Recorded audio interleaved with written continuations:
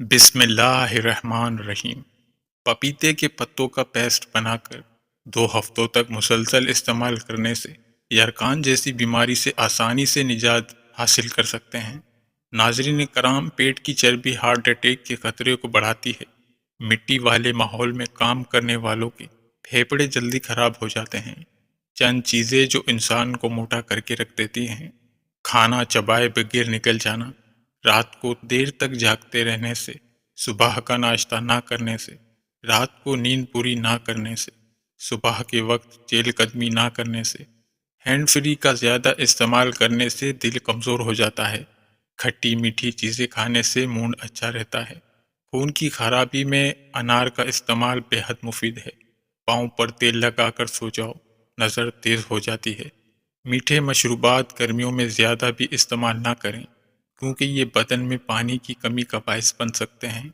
یاد رکھیں، بچوں کو قد بڑھانے کے لیے کسی بھی طرح کی ادویات کا استعمال نہ کروائیں، بلکہ ان کو ایک بھرپور متوازن غذا استعمال کروائیں۔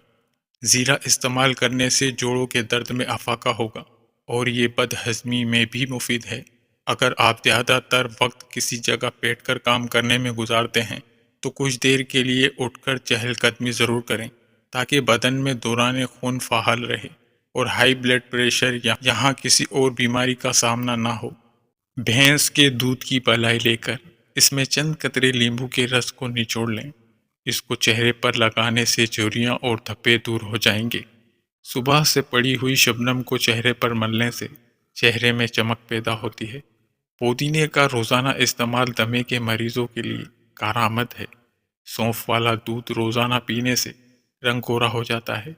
گھر میں سفید رنگ کا پینٹ کروانے سے مچھر بہت ہی کم آئیں گے۔ چاول زیادہ کھانے سے جگر خون نہیں بناتا۔ کھانے میں کلونجی استعمال کرنے سے بال ہمیشہ کالے رہیں گے۔ سفید زیرہ منہ میں چبانے سے منہ میں چھالے نہیں ہوں گے۔ زیادہ میٹھی چیزیں کھانے سے چہرے کی خوبصورتی کم ہو جاتی ہے۔ دودھ کی بلائی میں چینی ڈال کر کھانے سے دماغی کمزوری دور ہو جاتی ہے۔ اگر نیند زیادہ آنے کی بیماری ہو تو نہار منہ نمک والی لسی پی لیا کریں۔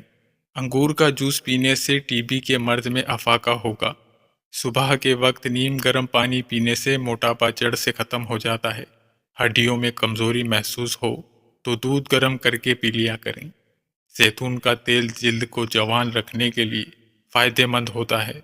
سونف کو سونگھنے سے دماغ کو حرارت اور سر کے درد سے نجات ملتی ہے۔ کھانا کھا کر سو جانے سے طاقت کم ہو جاتی ہے۔ بکری کا دودھ پینے سے نظر بھی تیز ہوتی ہے۔ بالوں کو سیدھا کرنا ہے تو بالوں کو ایلو ویرا سے دھو ڈالو۔ گڑ کھانے سے کبھی بڑھاپا جلدی نہیں آتا۔ دہی زیادہ کھاؤ، معدہ کبھی خراب نہیں ہوگا۔ توری کھانے سے بخار بہت جلد اتر جاتا ہے۔ کمر کے درد کے شکار افراد فرش پر یا تخت پر سونے کی عادت بنائیں۔